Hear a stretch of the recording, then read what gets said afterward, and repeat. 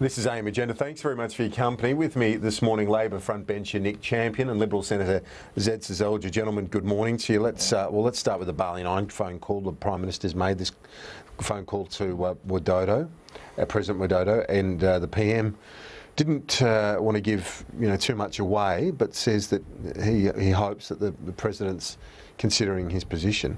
That would be quite extraordinary if this clemency was to be granted after all the expectation. Well, look, I think we have a bipartisan position on this, and you've seen that in the Parliament with the respective shadow and foreign ministers debating this issue, and many parliamentarians joining in with it. Obviously, we respect Indonesian sovereignty, but I think we also respect clemency as well, and we all pray for it. Two young men who've made terrible mistakes and committed a crime, but we hope that they're granted clemency. Yeah, we sure do. And although that's not unanimous, is it, that view? And so I put this to Stuart Robert before.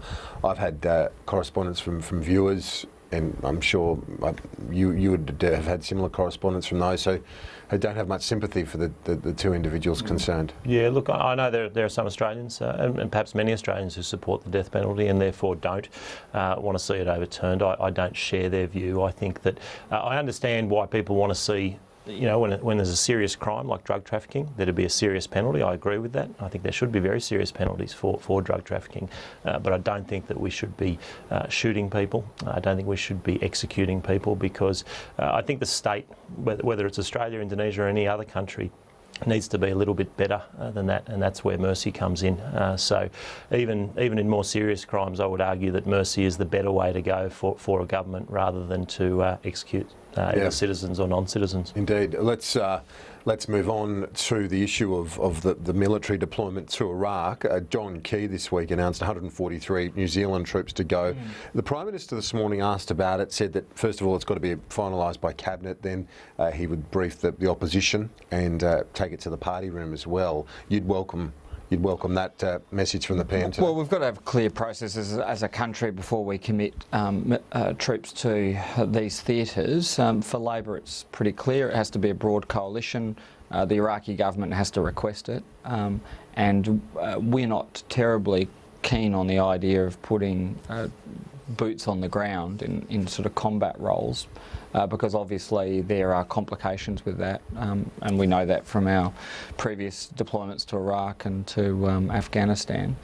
So we support the mission as it currently stands. It's an important mission. We've got the RAF over there. We do have some trainers in place.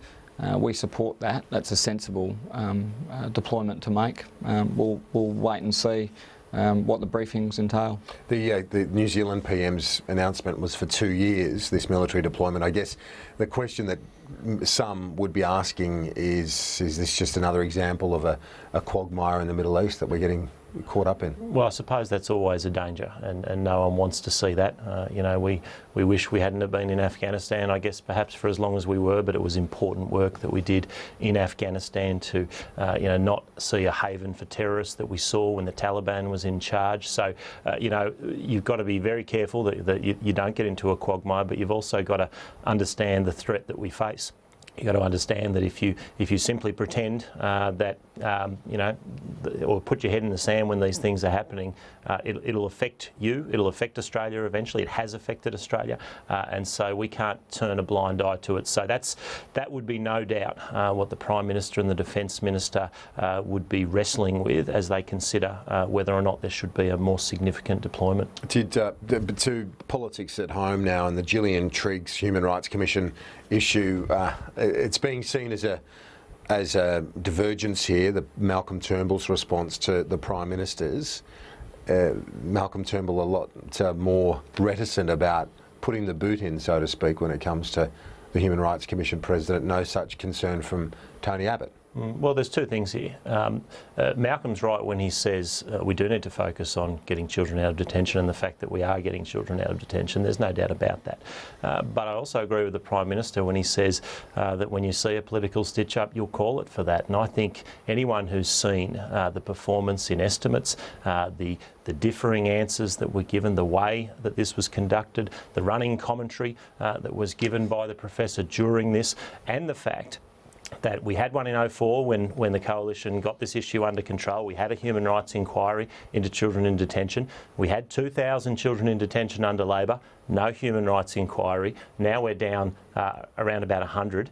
We want to see none, yet we see the inquiry launched when in fact we got this issue under control. So to be fair to the Commission, they also criticised in that report, the Labor Party, they did criticise Labor's but why response. not look into it when the problem was far more serious? Why not look into it when it was out of control? We come in, we stop the boats, we start removing children from detention. We basically fix the issue, though there is some way to go, and that's when the Human Rights Commission launches an inquiry. I find that extraordinary. I don't think that that's a reasonable approach, and I don't think the way that the inquiry was handled was reasonable. Well, let's get Nick's response to that, because I think there's some valid points there in terms of the timing, that the Commission opened itself up to this criticism because the government, you can think what you like about the policy, but it's worked. Well, first of all, they didn't stop the boats. It was an action of the Rudd government to restore offshore processing, and we would have done that earlier. But you don't know whether the turning back boats... I don't want to go through the history of it all, but we don't know if the Liberal Party had voted for the Malaysian agreement. We don't know how that would have affected things, and we know that when we reinstituted offshore processing, the numbers dropped substantially. Now, I'm not arguing that they haven't continued to drop, and that's a good thing, because obviously it's better for people not to take that dangerous journey. But I think that Zed sort of misses the point here. The point is not this report, whether you agree with it or you don't. You'll often get statutory officers give you uncomfortable advice, and there was uncomfortable advice for both parties in these reports, and they make you reflect on things, and they make you reflect on policy. But you shouldn't play the person, you should discuss the issue. And the problem with the Coalition's response has been that it's been bullying, and that it's been, a swaggering response and a macho response. And what we've found is there's now inconsistencies between what was the evidence that was given in the Senate and what was said in the House. And that's very, very serious, given that we've got these differing accounts of what may or may not have been offered to an independent person appointed in the Commonwealth. How do you know that's a serious issue. Are you sure there were inconsistencies? Well, there are inconsistencies between what was said in the Senate, what was said in the House. So those inconsistencies. Is that true though? Because in the Senate, wasn't it said that it was discussed, a job opportunity as opposed to being offered a job opportunity? There are these inconsistencies, and it is a serious question, and they need to be cleared up.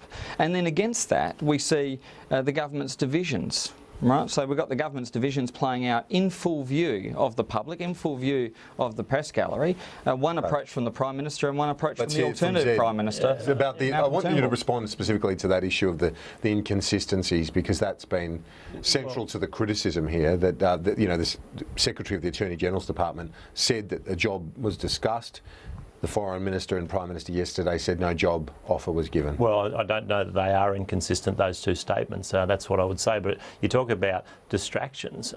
This issue about what discussion took place is an absolute distraction from the fact that this report was biased. It shouldn't have been done in the way that it was. There should have been an inquiry, if there was going to be one, when there were 2,000 kids in detention. And this, I think, if anything, is the distraction away from what has been a very flawed process, a very flawed report, and in fact the answers that have been given by Professor Triggs in numerous hearings now have been inconsistent. So I think if we're looking at distractions, it's the question of what discussions took place with the Professor. I think the far more important thing is we're stopping the boats, we're getting the children out of detention, and I think the Human Rights Commission should recognise that rather than campaigning against our policies. We're out of time. Zed Seselja and Nick Champion, thank you both for that. Thanks. A quick break, back in just a